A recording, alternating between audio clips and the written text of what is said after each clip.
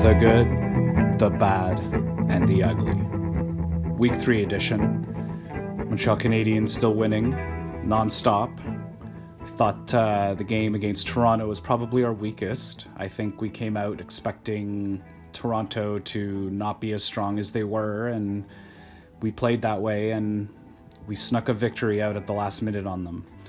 However, winning is winning is winning, and that belongs in the good. So again, I'm going to put the whole team in the good because there's very little bad to talk about the Montreal Canadiens, unless indicated. In the good, Weber, I have to mention him because he's scoring some huge power play goals with his shot now, and he's still a beast. So definitely a good for Weber this week. Carey Price, our perennial boy in the good here, looking like Price. Montoya, our prediction last year is holding. This year, is holding. He's the second best goalie in the NHL. But in all seriousness, Montoya's play, I think, is excellent for Price. I think it puts a lot of pressure off Price, puts a lot of pressure off the team. We can put this guy in the nets and feel comfortable and confident that we have a chance of winning. And personally, I don't want to see Carey Price play 70 games this year. I wouldn't mind seeing him play 55, 60. Let's give some play to Montoya so that Price goes into the playoffs at 100%. So Montoya in the good. He grabbed another victory this week and played great. Good for him. And Radulov, I would be remiss not to mention him. He's been, just when you think he couldn't step it up even more, he has. And he continues to be an offensive juggernaut for the Montreal Canadiens. I added before in the segment previous that his leadership is starting to show, which is a definite plus. If Radulov can get some leadership going with these guys, that would be an excellent addition as well. Emelin still hitting. I've never seen him hit so much. I could be wrong about that, but day in, day out, he's hitting. And I'll keep putting him in the good every week if he keeps doing that. There's at least one or two oohs or ahs every game now with Emelin. It's interesting. And add Weber to the oohs and ahs, and a lot of teams are they get the puck and they get rid of it quick, and they don't want the puck, or they're keeping their heads up and they lose it, and it must be a little scary playing against the Montreal Canadiens right now. You never know who's gonna deck you one. So just that idea is in the good. Let's keep moving. Gallagher, always in the good. He's still Gallagher. When Gallagher's playing like Gallagher, I have to put him in the good. Vancouver Canucks. We're going to move to the NHL. Oh, wait. No, we'll stay with the Habs. Sorry, I have something penciled in here on the side. I want to talk about their discipline. I'm going to put that in the good, though I feel sometimes we get some bad penalties. And what I mean here is a lot of times this year I've been talking about how the Montreal Canadiens are starting scrums. And, players come into the scrum. But I find other teams come in and do something excessive, like throw our guy to the ground or cross-check, and we stop. And that's beautiful discipline because it always leads, or pretty much often leads, to a power play for us. So, a scrum breaks out and it's one call to the other team. And that shows me that, one, not only are we intense, we're highly disciplined at the moment. So very good. Very good. I love seeing that every time it happens. Usually it's Gallagher, let's admit it, but a few others, they take a shot and they take the shot, they skate away, and 2-minute power play. Definitely in the good.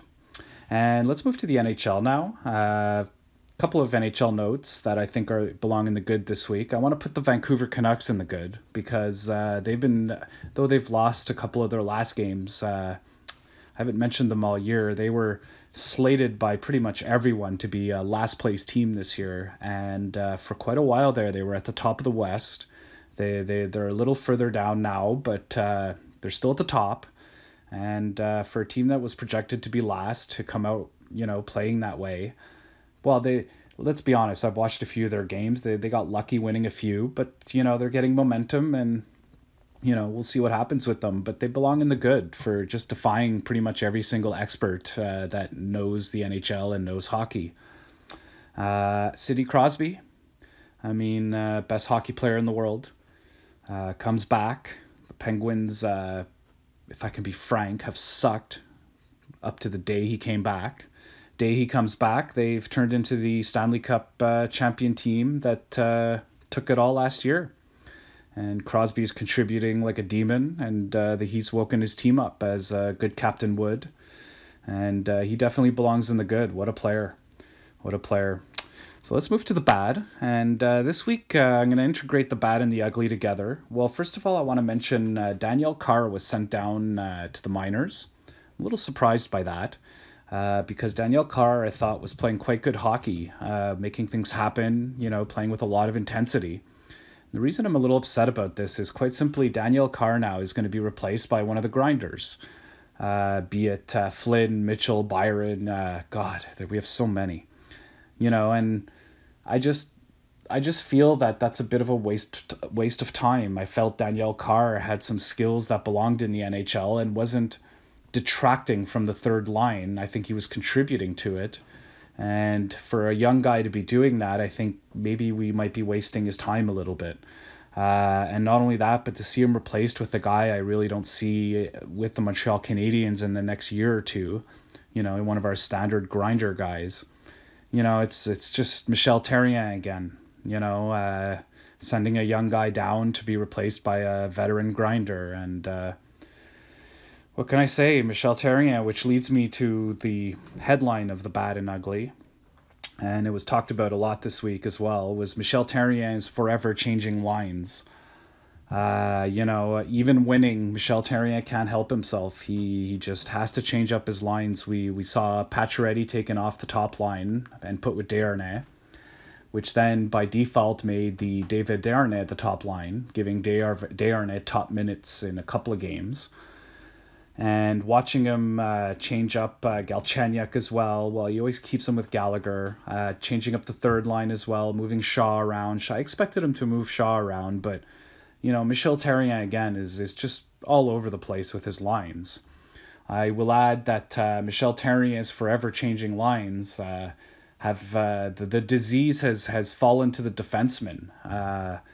Everyone's wondering who should play with Weber. Well, we've pretty much seen everyone audition with Weber up to this point. The defensemen are being moved around quite a bit. And that's a bit of a new thing happening as well. So, our forward lines are being changed up. Our defensemen are being changed up a lot. And I can't, that's nothing but at least bad, if not ugly.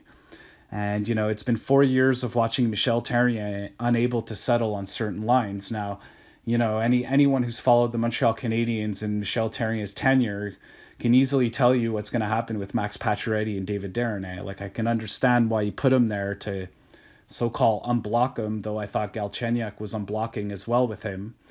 But they're going to get cold eventually. David Desharnais is a hot and cold guy, and, his history shows nothing but that. And Max Pacioretty is eventually going to get moved away from that line again, put maybe with Galchenyuk, and so on and so forth. And I think the point of all this is I'm just tired of it. I'm just tired of watching guys being moved all over the place, and it just shows Michel Therrien's limitations as a coach.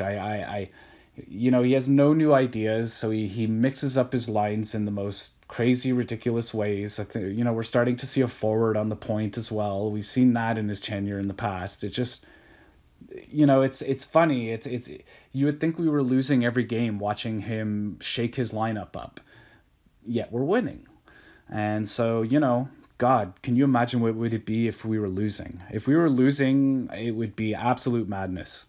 And it's just kind of starting to drive me nuts. And I think Kirk Muller at some point has to tell him, maybe we have to settle on certain lines, or at least, come up with a little test, go with your lines for 1 month, and let people build chemistry and get to know each other and play with each other. And, it's not a crazy concept that I'm bringing up here, but it seems to completely elude this man.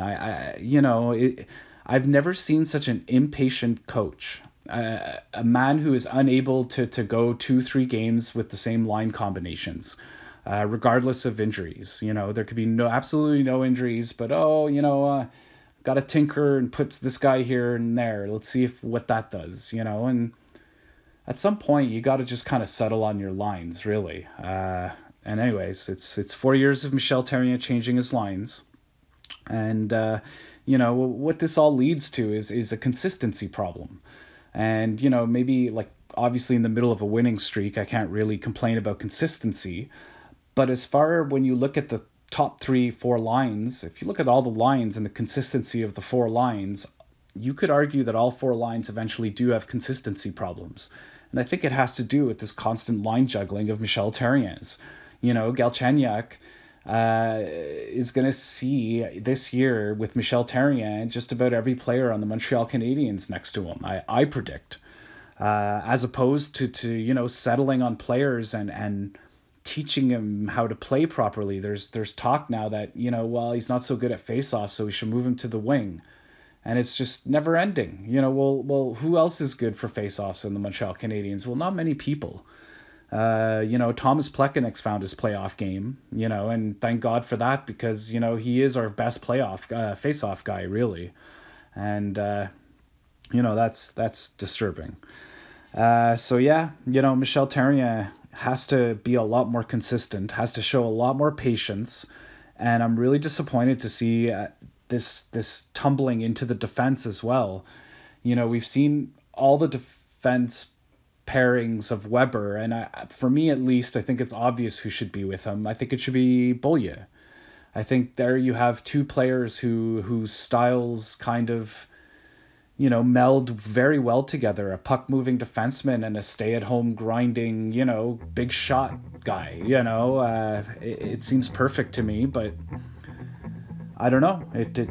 This organization keeps looking for some kind of magical key, some perfection, some nirvana, some utopia that I just don't understand. I don't understand.